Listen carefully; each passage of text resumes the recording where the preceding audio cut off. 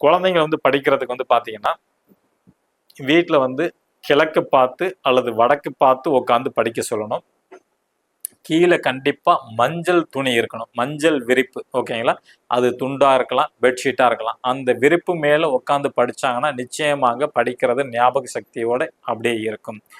ஒவ்வொரு பௌர்ணமி அன்னைக்கும் மாடியில வந்து குழந்தைய வந்து இந்த பௌர்ணமிய வந்து பார்க்க சொல்லணும். ஒரு 1/2 மணி நேரம் குறைஞ்சது 1/2 மணி நேரமாச்சும் இருக்கணும். அந்த நிலாவ பார்க்கணும். ஓகேங்களா?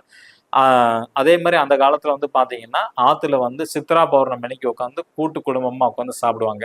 ஸோ அது மாரி ஒவ்வொரு சித்ரா பௌர்ணமிக்கும் வாய்ப்பு இருந்தால், இன்னைக்கு ஆறுக்கு போக முடிஞ்சா போகலாம். அல்லது வீட்டு மாடியிலேயே உட்காந்து அந்த மாரி சாப்பிடுறது ரொம்ப சிறப்பு. ஓகேங்களா? பௌர்ணமி வழிபாடு ரொம்ப நன்மை தரும். நிலாச்சோறு சாப்பிடுறதும் வந்து மேன்மையை தரும். வாய்ப்புள்ளவங்க டெய்லி நிலாச்சோறு வந்து சாப்பிடலாம். இப்போ மழை காலம், அதுக்கு மழை காலம் முடிஞ்ச பிறகு வேணா அதை வந்து ட்ரை பண்றது ரொம்ப நல்லது. அதே மாதிரி வந்து எக்ஸாமுக்கு போகும்போது சொல்லிக் கொடுத்த ஆசிரியர்கிட்ட போய் நேரடியாக இந்த ஆசீர்வாதம் வாங்கிட்டு எக்ஸாம் போனீங்கன்னா நிச்சயமாக வெற்றியாளராக வர முடியும். அதே மாதிரி ஆசிரியருக்கு வந்து கருப்பு கொடையை வந்து தானமா நீங்க வாங்கி கொடுங்க. அதுவும் கண்டிப்பாக வந்து உங்களை வந்து வெற்றியாளராக மாற்றும். நீங்க எக்ஸாம் எழுத போறதுக்கும் முன்னாடியே ஒரு பேனா வாங்கி அது விநாயகர்கிட்ட வச்சு உங்க பேர் சொல்லி அர்ச்சனை பண்ணிட்டு அதை வாங்கி கொஞ்சம் ப்ராக்டிஸ் பண்ணி அதுக்கப்புறம் எக்ஸாமுக்கு எடுத்துட்டு போங்க. ஒரு 2-3 பேனா வாங்கிக்கிங்க.